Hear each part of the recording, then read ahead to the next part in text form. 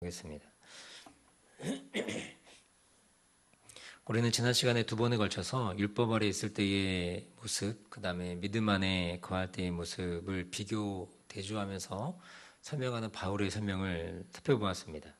그러니까 믿음이 오기 전 율법 아래 있을 때의 우리의 모습은 어떻습니까? 매인 바 되고 갇힌 바 된, 그러니까 매여 있고 갇혀 있는 그런 모습.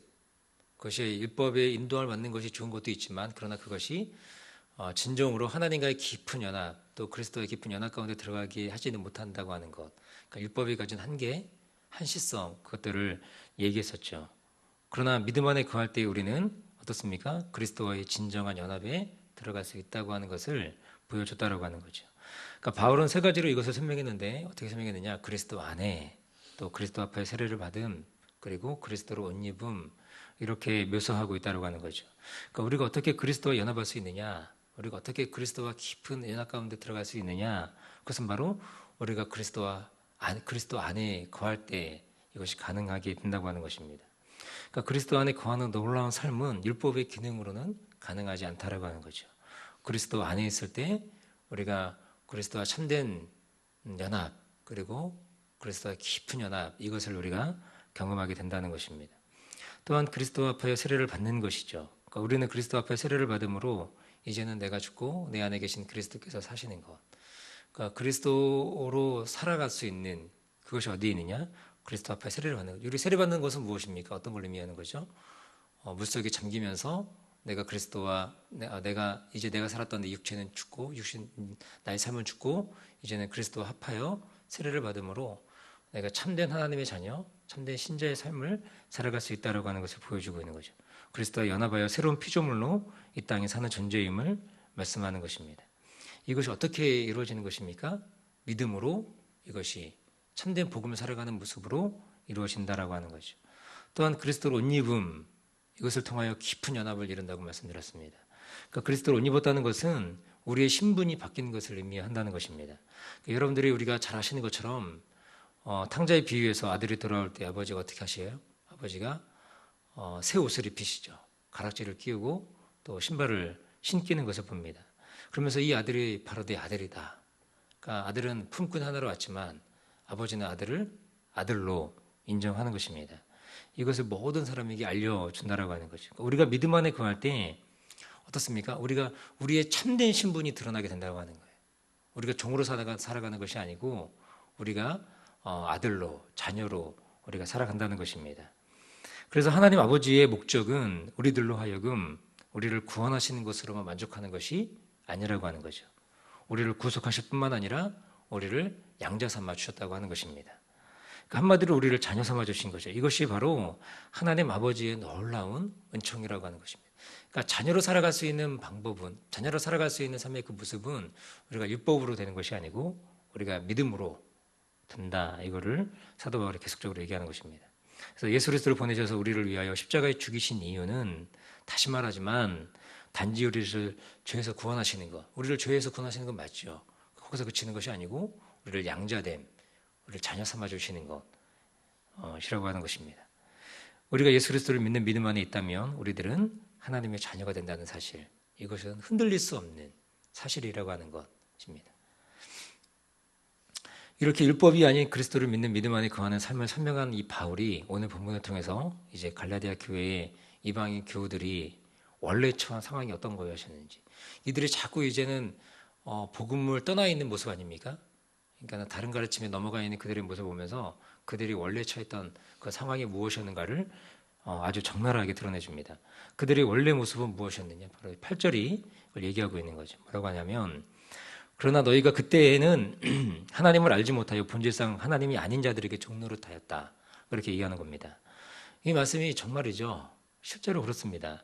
이들이 복음을 받아들여 하나님의 자녀가 되기 이전의 모습은 그 오늘 본문의 1절이 아주 적나라하게 정확하게 드러내주고 있다고 하는 거예요. 이들은 본질상 진노의 자녀들, 본질상 진노의 자녀들이었다고 하는 거예요. 그냥 두면 저절로 하나님의 진노를 받아야만 하는 자들이 바로 이들이었다고 하는 거죠. 그러나 하나님께서 그들로 하여금 복음을 듣게 하셨고 복음을 받아들임으로써 하나님의 자녀들이 되게 만들어 주셨다고 하는 것입니다. 그러니까 그들의 본질적 모습은 하나님을 알지 못했기 때문에 당연하게 하나님 아닌 것들에 자신을 내어주는 종노릇을 하고 있었다라고 하는 거예요. 이러한 모습은 사실 오늘날 우리들의 모습과도 사실은 전혀 다르지 않다라고 하는 겁니다. 우리들의 모습도 이 모습이 있다라고 하는 거예요. 오늘날 우리들은 어떻습니까? 우리들 또한 하나님을 알기 이전의 모습은 하나님이 아닌 것들을 섬기며 그것들에 의해 조종당하는 종된 삶을 살아갔던 사람들이 바로 우리들이라고 하는 거죠.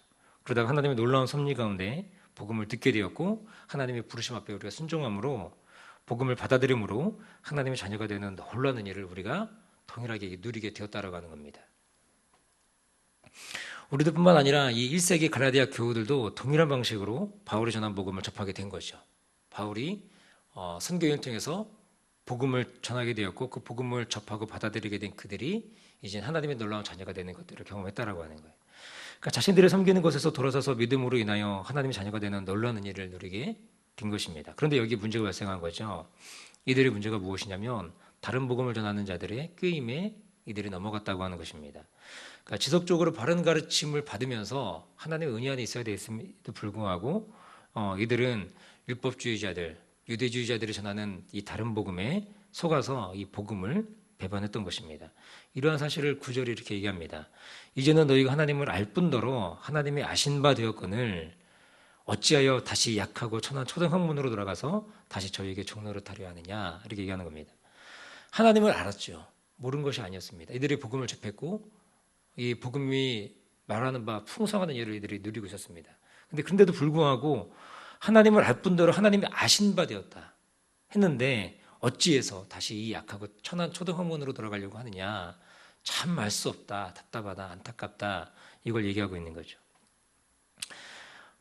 바울이 생각하기에 그들은 하나님의 놀라운 부르심을 받았고 수용했고 복음을 누렸습니다. 그럼에도 불구하고 어떻게 다시금 옛날로 돌아갈 수 있는가라고 하는 그런 안타까움 또는 의구심 이런 것들이 있다라고 하는 거예요.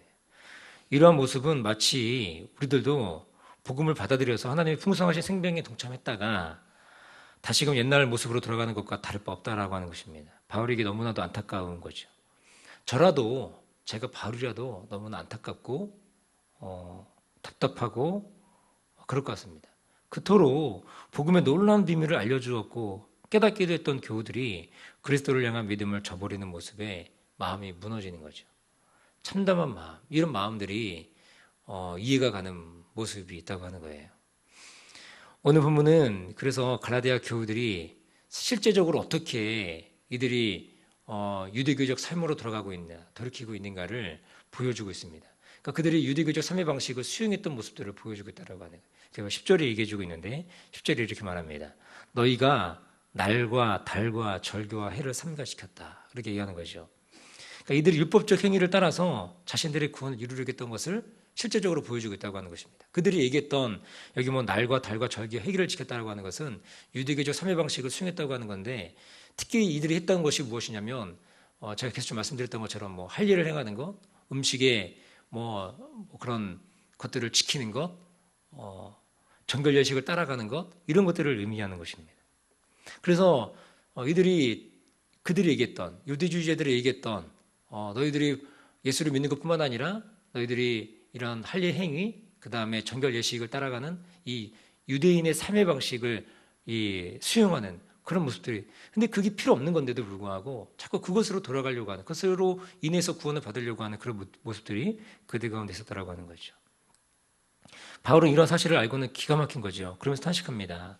11절에 이렇게 얘기하는 거예요. 내가 너희를 위하여 수고한 것이 헛될까 두렵다 이렇게 얘기하는 것입니다. 바울은 실제로 두려움을 느낀 거죠. 자신이 그토록 수고로 노력했던 이 복음의 결실이 한순간에 이게 물거품이 되는 것 같은 그런 마음들이 있다고 하는 거예요. 그러면서 이것에 대한 안타까움과 두려움 이런 마음들이 있다고 하는 것입니다. 이것이 어쩌면 이 복음 전도자의 마음 또는 이것이 바로 목회자의 마음 이것이 바로 목양하는 사람들의 마음이라고 하는 거죠. 바울에게 있어서 이런 일은 절대로 일어나서 안 되는 것 아닙니까? 그래서 바울이 갈라디아 교우들에게 이 갈라디아서를 다시 편지하면서 뭘 얘기하는 거예요? 다시금 이걸 보여주는 거예요. 복음의 비밀, 복음의 선명함, 복음의 위대함, 복음이 무엇인가라고 하는 것들을 다시금 보여주는 거예요. 저 여러분들도 여기 보면은 우리들은 목자들도 있고 같이 사실은 목사들만 목양을 하는 것이 아니고 우리 성도들도 다 같이 목양에 동참하는 거 아닙니까? 성도님들이 새로 복음의 비밀을 깨닫고 들어왔다가 뭐 열심히 신앙생활 같이 하다가 어느 순간부터 이 복음에서 멀어져가는 그런 성도들의 모습을 보면 어떻습니까? 마음에 안타까움이 있고 다시금 저 영혼들이 돌아와야 되는데 하는 그런 마음들 다 있잖아요. 우리 성도들도 그런 마음들이 있는데 이 사도 바울에게 있어서 이 목양하는 사람에게 있어서 이 마음이 얼마나 안타까운 마음인가를 사실은 바울이 보여주고 있다고 하는 겁니다. 오늘 바울이 열심히 보이시죠? 바울이 우리가 잘 아시겠지만 바울이 어떤 두려움 있는 사람입니까? 두려움이 없는 사람이잖아요. 복음을 증거할 때도 목숨 내놓고 복음을 증거했던 사람이 바울 아니겠습니까? 그런데 바울은 복음에 있어서 자신의 삶을 던진 사람이고 영혼을 구원하는 일, 복음을 전하는 일에 있어서 자신의 죽음을 조금도 두렵지 않게 여겼던 사람이 바울이라고 하는 거예요. 그런데 이런 바울에게도 두려움이 있다라고 얘기하는 겁니다. 어떤 두려움이에요? 그것은 바로 자신의 생명처럼 여기는 이 신자들이 복음을 버리고 떠나가는 것. 이것이 그에게 있어서는 두려움이라고 하는 거예요. 바울은 그들을 위해 헌신했고 수고했으며 열심을 다했습니다. 복음을 증거했습니다. 그 복음으로 인하여 신자들이 참 자유와 하나님의 자녀됨을 누리는 것. 이것이 바울에게는 만족이었죠. 바울이 무슨 가정을 가진 것도 아니고 자녀가 있는 것도 아니고 바울에게 있어서 진짜 만족과 보람은 무엇이냐면 자신이 영적으로 나은 이런 성도들이 복음 안에서 든든하게 세워져 가는 것. 이 일들을 보는 것이 바울에게는 진정한 기쁨이고 위로였다고 하는 거예요. 그러면서 바울이 4장의 이후에 쭉 이제 12절부터 얘기하는 것이 너희들이 얼마나 나와 친밀한 교제를 누리느냐. 그러면서 내가 다시금 너희를 해산한 수고로 다시 수고한다 하면서 그렇게까지 얘기하는 것을 보고 볼 수 있다고 하는 것입니다. 그 영적 자녀들이 복음에서 멀어진다는 것을 바울은 참을 수가 없는 거죠. 바울은 이후에 제가 방금 말씀드렸던 것처럼 이후에 구절들에서 얼마나 자신이 갈라디아 교우들과 친밀했는지 그들을 얼마나 사랑하는지 구구절절 얘기하는 것들을 보게 된다는 겁니다. 사랑하는 여러분, 우리는 그러므로 우선적으로 우리 자신을 복음으로 좀 무장할 필요가 있다고 생각합니다. 우리 자신을 다른 어떤 것이 아니라 우리가 복음으로 우리 자신을 스스로 돌아보고 무장하는 일들이 필요하죠. 세상에 다른 복음의 공격으로부터 우리 자신을 든든히 세울 필요가 있다라고 하는 것입니다. 다시금 천하초등학문으로 돌아가지 않도록 우리는 날마다 이 복음의 풍성함을 누리며 또 복음으로 살아내는 일이 필요하다는 것이죠. 뿐만 아니라 오늘날 이 바울의 심정을 본받을 필요가 있다라고 하는 것입니다. 복음을 전하는 것뿐만 아니라 이 복음을 풍성히 함께 누리는 일이 우리 가운데 필요하죠. 세상은 다른 복음으로 가득 차 있습니다. 신자들을 유혹하며 실제로 세상의 유혹을 따라 복음을 버리고 세상으로 돌아가는 사람들이 많이 있습니다. 이러한 때에 우리는 바울의 열정, 바울의 사랑 이것을 좀 본받을 필요가 있다고 하는 거죠. 복음에서 멀어지는 자들을 향해 끊임없이 권면하면서 어찌하든지 그들을 다시금 그리스도 안에 복음 안에 세우려고 하는 그런 노력과 그런 모습들이 필요합니다. 우리가 화요일 날, 목요일 날 전도팀들이 나가 전도하지만 전도하는 것 이상으로 또 우리가 우리 교회 안에 있는 교우들을 함께 권면하고 또 복음으로 서로 세워가는 그런 일들이 우리 가운데 얼마나 필요한지 모르겠습니다. 그래서 우리가 어떻게 그리스도 안에서 서로를 세울 수 있을까 이런 것들을 우리가 생각해야 되는 거죠. 그러면서 이 사도 바울이 얘기하는 것처럼 이 해산하던 수고로움 마치 엄마가 아이를 품에 안고 이 뱃속에 안고 10달 동안 품는 그 해산의 수고, 그렇죠? 품고 키우면서 결국에 그들을 낳는 거 아닙니까? 그리고 그들을 키워가는 일까지 그런 해산의 모든 일련의 과정 가운데 그 수고로움이 있단 말이죠. 복음 안에 이런 수고로움이 우리 가운데 있을 때 우리는 우리의 공동체를 아름답게 가꾸고 지켜갈 수 있다라고 하는 것입니다.